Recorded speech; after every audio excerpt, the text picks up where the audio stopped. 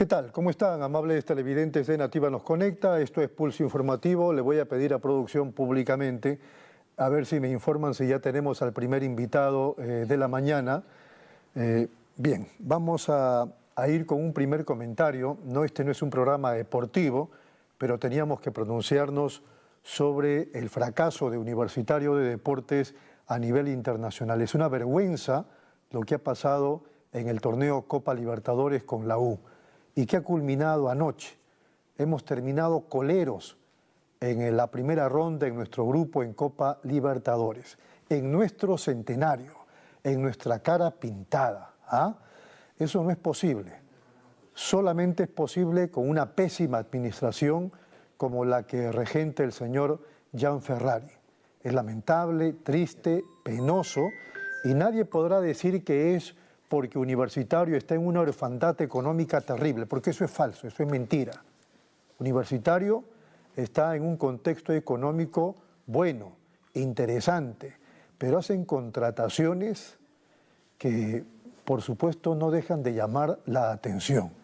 Y de eso tendría que responder el señor Barreto, que no sabemos hasta ahora qué hace en Universitario de Deportes al margen de contratar.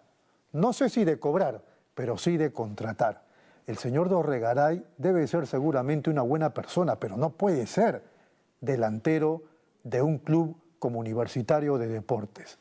El señor Riveros, el señor Di Benedetto, quizá por ahí suplentones de la U, ¿verdad? Y ni eso quizá, pero titulares. Y esto no viene de ayer ni del segundo o anterior partido, esto ya viene durante el torneo Apertura. Pero aparentemente pues no hay reemplazos. Dorregaray fue contratado para ser titular, el 9 titular de Universitario en el centenario del equipo Crema. Ha terminado como suplente y lo ponen como salvavidas faltando pocos minutos, ¿verdad? Y el señor Valera, que puede ser un buen suplentón, también aparece como titular. En otras palabras, la administración de Ferrari, si quiere mantenerse y bien en el Club Universitario de Deportes, con el dinero que tiene, ya lo ha dicho hace algunas semanas el propio Ferrari, tiene que hacer cambios inmediatos, tiene que contratar un buen 9. Lo que se le paga a Dorregaray y lo que se le paga a Valera y por allí a Di Benedetto y al propio Riveros puede servir para contratar a un jugador de cierto nivel internacional para que juegue por Universitario de Deportes. Ahí lo dejamos, pero por supuesto que tenemos la sangre en el ojo, porque no es posible que en el centenario de la U, y lo digo como hincha, yo no soy periodista especializado en deportes, estemos culminando la participación de Copa Libertadores apenas en la primera ronda y como coleros de nuestro grupo. Muy bien. Vamos a conversar con Luis Herrera, jefe del Gabinete de Asesores del Ministerio del Interior en su momento.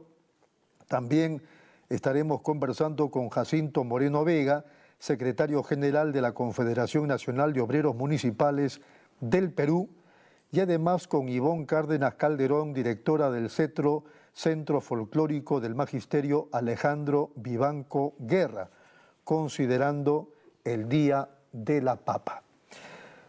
Luis Herrera, ¿cómo está? Tenga usted muy buenos días. Señor Lora, buenos días. Está en controversia este asunto de la denuncia constitucional que ha presentado el Ministerio Público o el fiscal de la Nación, el doctor Villena, contra nuestra presidenta de la República por el caso de los Rolex. ¿Qué impresión tiene usted de esta denuncia y si hay fundamentos, suficiente sustento como para ello? Bueno, no he leído la denuncia en sí, por tanto no podría entrar al análisis de la materia probatoria, pero se entiende por que el fiscal de la Nación, si plantea una denuncia constitucional contra la primera mandataria, es porque tiene con lo que se llama evidencia suficiente o indicios suficientes que sustentan su teoría del caso, ¿no? Y en este caso la teoría del caso es que se ha recibido dinero, o en este caso Rolex, joyas de oro, con la finalidad de hacer algo que en la práctica es algo debido, o sea, transferir presupuestos a un gobierno regional. Estamos hablando de la figura de soborno, porque el delito que menciona, el presunto delito que menciona la denuncia constitucional es cohecho, pasivo, impropio. Impropio, efectivamente. ¿Por qué es impropio? Porque normalmente el soborno es para que la autoridad no haga determinada cosa. Pero en este caso es parte de la función asignar presupuestos.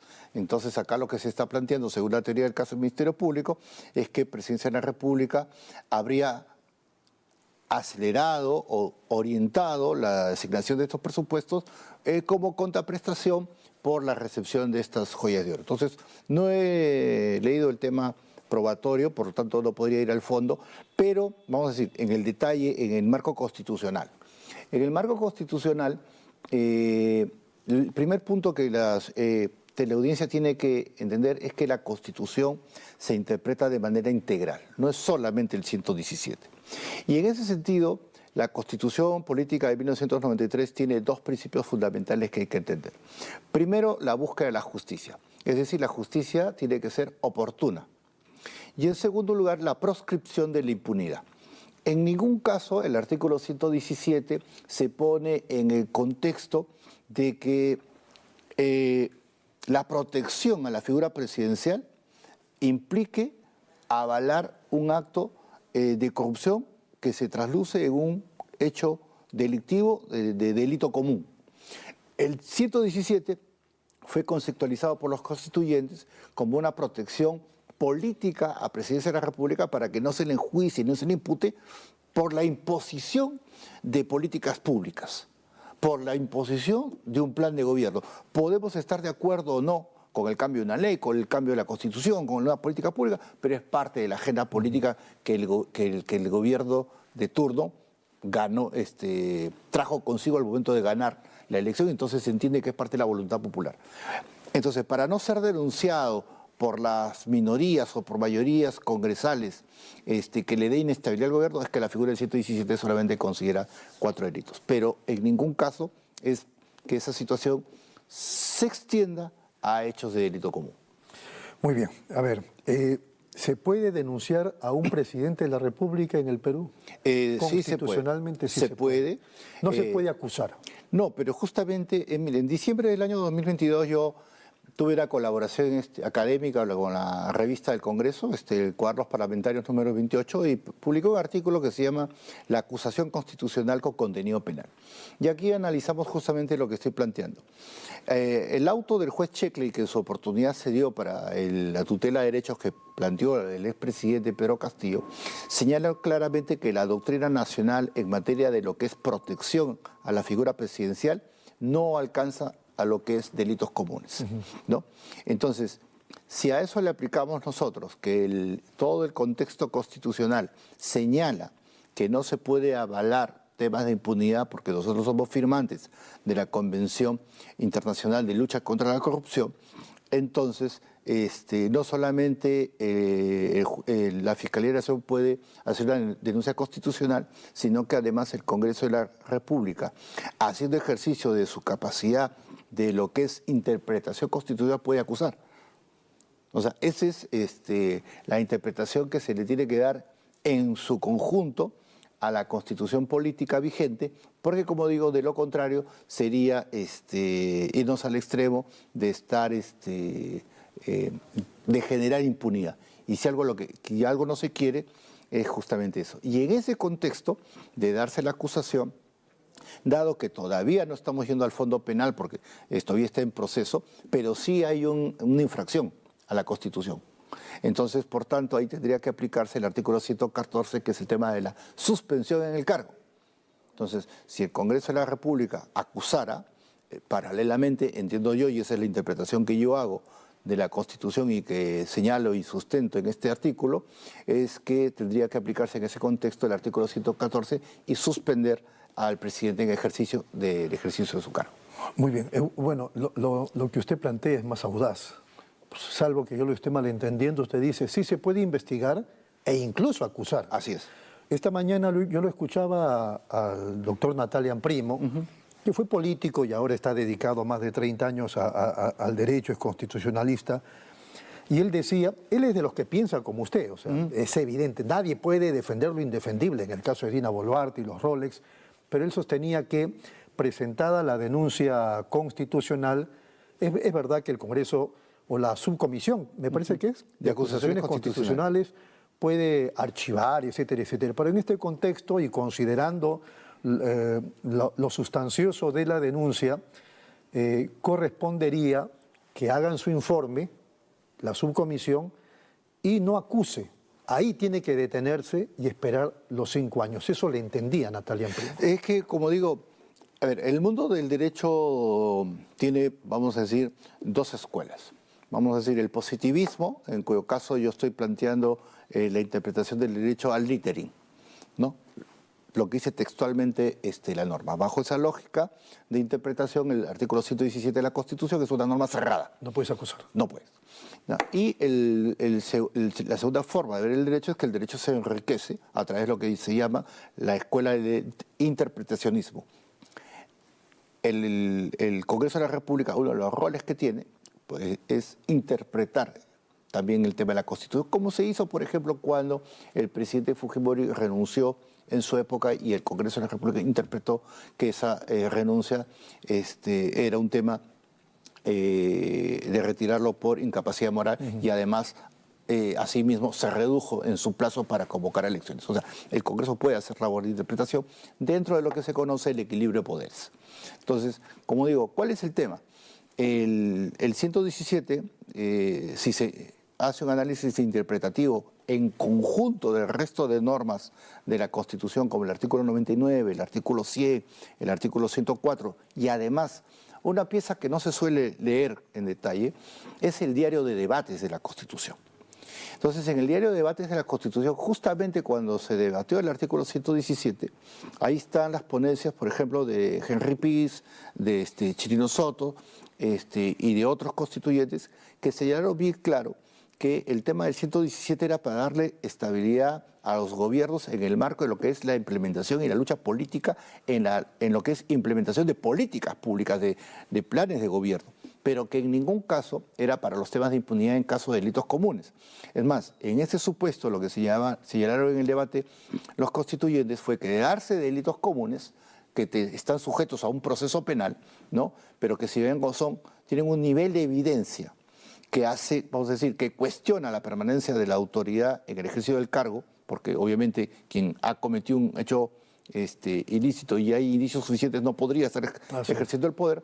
Para esto venía la figura de la incapacidad moral. Y la vacancia, por lo tanto. Y la vacancia, pues. Eso es lo que debatieron los constituyentes. Entonces, si nos vamos a la pieza primigenia de elaboración de la Constitución y todo lo que dice la doctrina a nivel internacional, nuevamente, en el test de proporcionalidad siempre va a primar la defensa de la nación. Y este caso es proscribir la posibilidad de cualquier tipo de impunidad. ¿Y eso? Sí, diga. Bajo esa segunda lógica, el Congreso de la República, como he señalado, no solamente puede aceptar la denuncia constitucional, sino que además puede acusar. Claro. En ese caso, lo que pasa es que, por extensión, de darse ese supuesto, tendría que aplicarse el 114, que en este caso es la suspensión en el cargo. Bien, en este contexto que estamos dialogando, que es el tema del momento en nuestro país, anoche, no sé si usted lo vio, el exministro de Defensa, Mariano González, ha denunciado que la presidenta Dina Boluarte con sus aliados están promoviendo un atentado contra el fiscal de la Nación, Juan Carlos Villena. Claro, el colega, sorprendido por esa afirmación de Mariano González, le dice atentado político. ¿Ah? Eso es lo que anoche dice el exministro de Defensa. Pero bien, ayer en la tarde, horas antes de esa declaración del exministro de Defensa, en el Congreso de la República, el presidente del Consejo de Ministros, cuando declara a la prensa, con mucha claridad, o sea, ni siquiera para decir, bueno, entre líneas, no, dice que el Ministerio Público está promoviendo un acoso político contra la presidenta de la República, que la presidenta es una perseguida política. Y a su vez, allí nomás porque estaba presente junto con el premier, el ministro del Interior, el señor... De Justicia, me parece que... Perdón, el de Justicia, tiene razón, sí. El de Justicia. Doctor Arana. ¿Cómo se llama yo? El doctor Arana. El doctor Arana. Sostiene, dice, entre líneas, pero es casi claro en su declaración, que el Congreso debiera destituir por infracción constitucional al fiscal de la Nación. ¿Qué le parece todo eso? Me parece que es la muestra y el reflejo de un problema profundo en la gobernabilidad del país, que es la debilidad del sistema de justicia. Porque independientemente de la interpretación constitucional que hacemos al caso, los hechos reales nos dicen que el sistema de justicia y principalmente el Ministerio Público está severamente cuestionado por, primero, ineficiencia, que viene siendo demostrada permanentemente en los años, porque ya vemos que los juicios por corrupción no terminan, no tenemos gente sentenciada, gente que ha reconocido corrupción sigue libre y rateros, o sea, de la calle son detenidos por la policía y son liberados por el Ministerio Público. Eso en cuanto al operativo. Y en lo segundo vemos pues que el Ministerio Público muestra claramente la existencia de facciones al interior en una clara lucha de poder.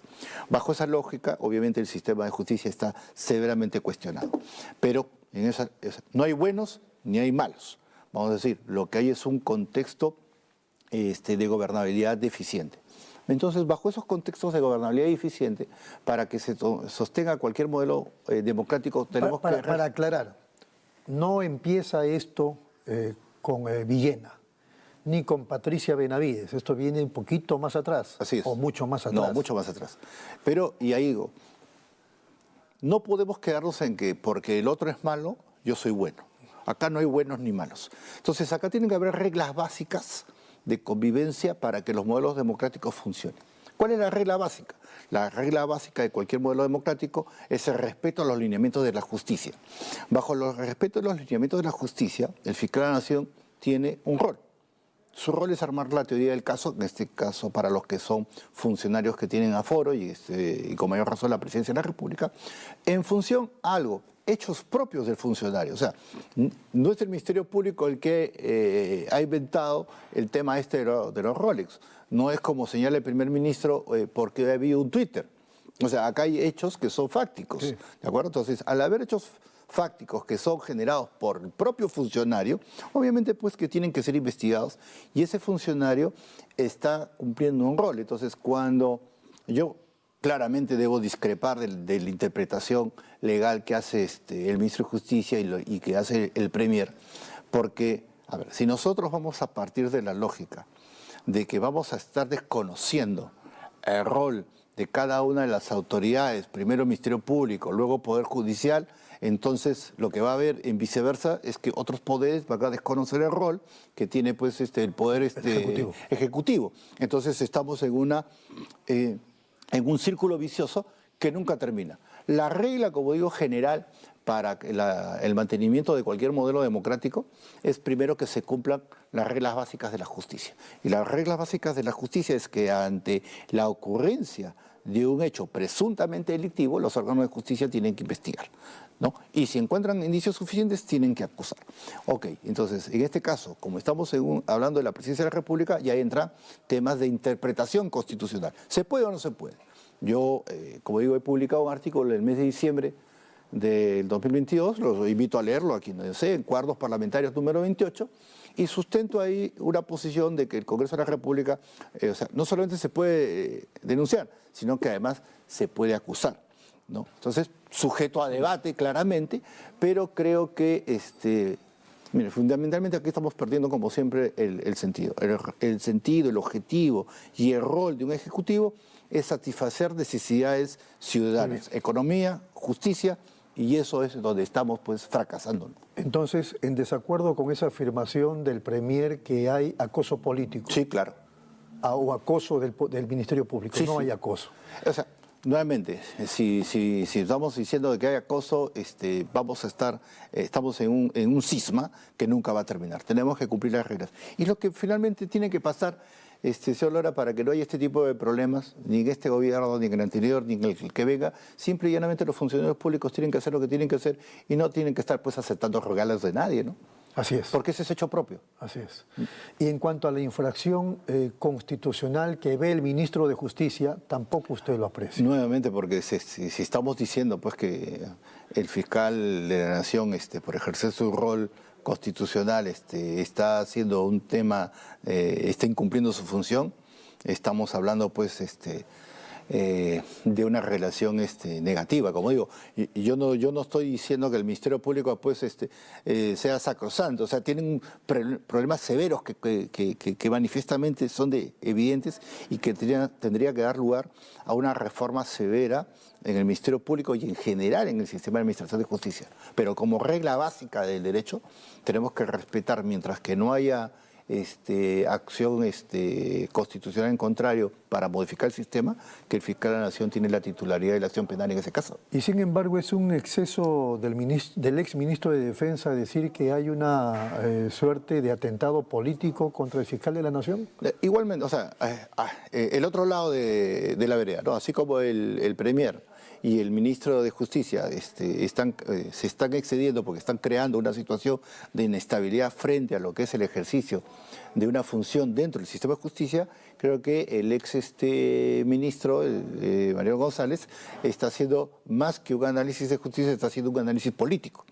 Y en el análisis político lo que él está manifestando es que aquí hay grupos de poder y grupos de contrapoder, ¿no?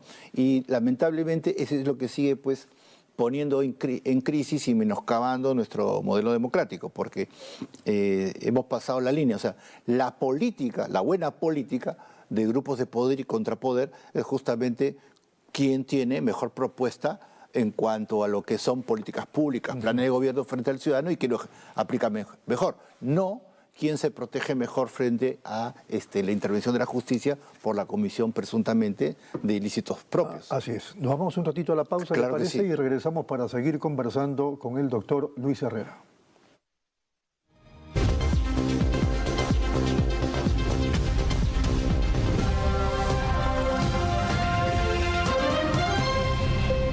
Muy bien, seguimos aquí en Nativa Nos Conecta, esto es Pulso Informativo, estamos conversando con el doctor Luis Herrera Romero, en su momento jefe del Gabinete de Asesores del Ministerio del Interior.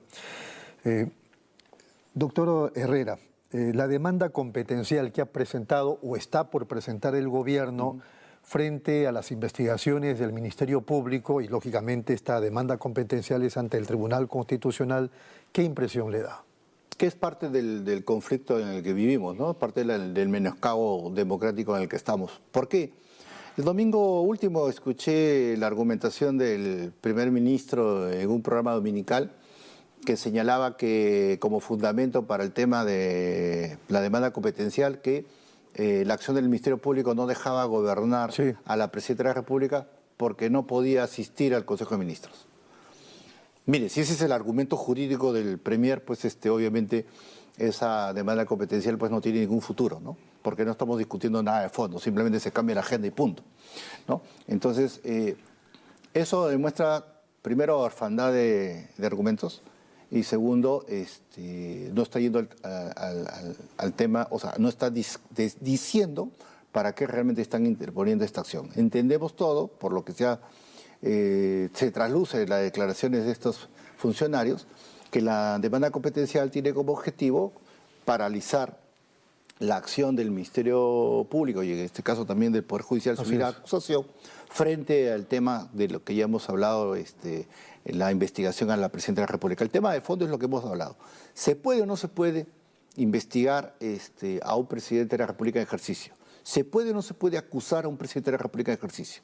El juez Checkley, nuevamente en la resolución de la tutela de derechos, señaló, creo yo, de manera muy clara y citó en doctrina a Luis Felipe Villarán, doctrina clásica del derecho peruano en la materia, que señala que en ningún caso, ¿no?, la protección a la figura presidencial representa una posibilidad de impunidad frente a la comisión de hechos ilícitos de carácter común, ¿no? Es una protección, nuevamente, para la lucha política por la implementación de planes de gobierno. O sea, por ejemplo, ¿no?, que una bancada quiera denunciar a la Presidenta de la República porque está llevando adelante una modificación de la política en materia de seguridad ciudadana. Vamos a modificar completamente el Código Procesal Penal, vamos a eliminar el modelo garantista y vamos a poner un modelo penal del enemigo, donde el delincuente sea considerado un enemigo del Estado y por tanto se va a implementar la acción A, la acción B y la acción C.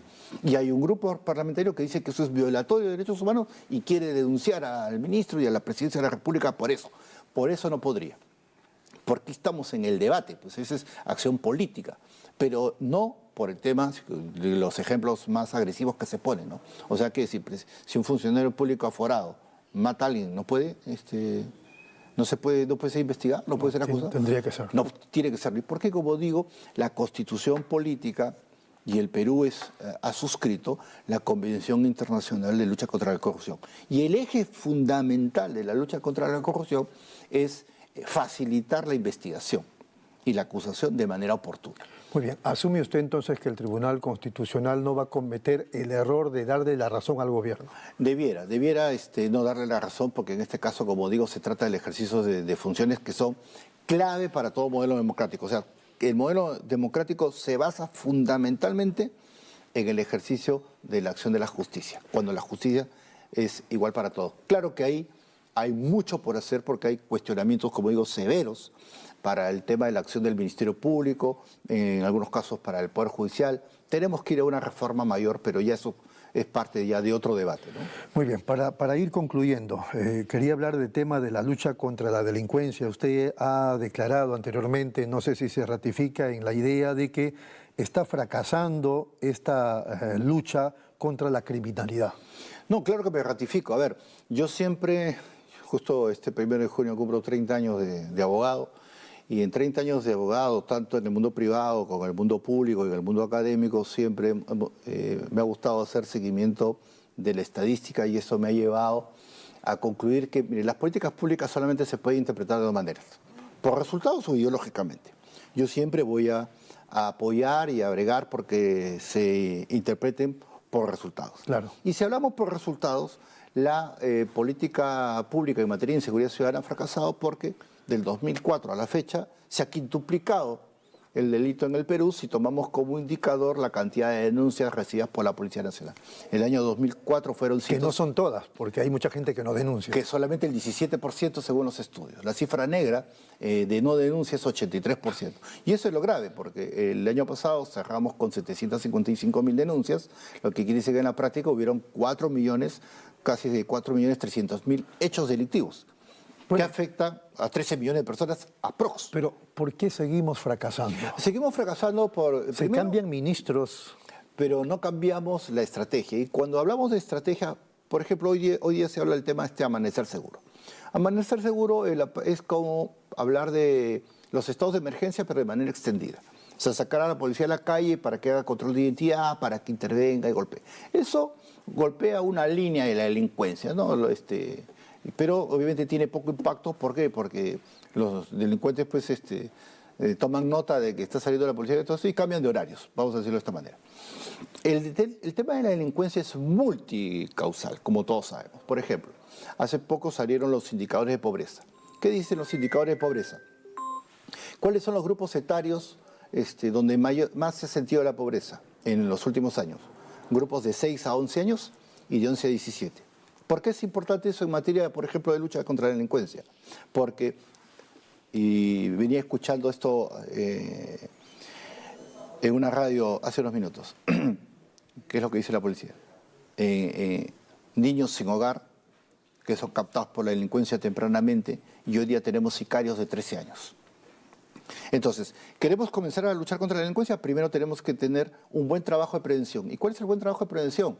Buena economía, para generar puestos de trabajo, para tener buena educación, para tener buena salud, para sacar a los jóvenes de las garras de la delincuencia. Claro. ¿No? Y hacer eso con estos chicos pues no es un gasto, es una inversión. Pero por supuesto, ¿no? Segundo lugar, queremos luchar contra la delincuencia. O sea, ya vamos a decir, estamos trabajando de manera adecuada en materia de prevención, o sea, hay buena economía, estamos generando puestos de trabajo, estamos consolidando a las familias, ya.